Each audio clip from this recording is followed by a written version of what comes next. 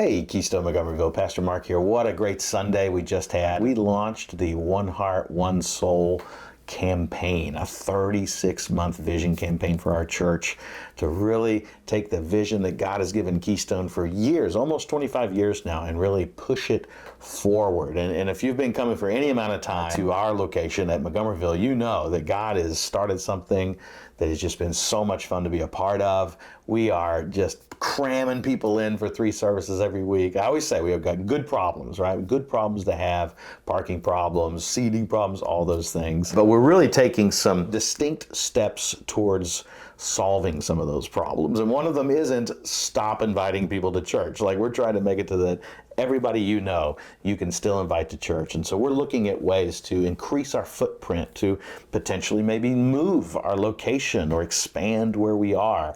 And so that has brought up some really cool questions that I talked about on Sunday. Like, somebody asked me once, like, how big do we want to get? And that is a great question. Now, me and Pastor John, we talked about that question. We kind of like to think of it like this. How many people does Keystone want to love? You know, there's a lot of people in this area. How many of those do we want to see coming to Christ? That is really the big bullet point of why we're doing a big vision campaign like this. We want to see lost people found. And there are thousands upon thousands of people that do not know Jesus in our region. So Keystone is positioned to reach a lot of those people and to then set up and plant churches that plant churches that plant churches. So let me ask you that, as you've been praying about that big, bold, generous heart that we've all said we're going to pray for, just remember, how generous do I want to be? How much love do I have in my heart? And if you don't feel that love, then I would say, ask God for it. Ask God for a boldness in that area of your life, for people, for generosity, for inviting people. And it's not just about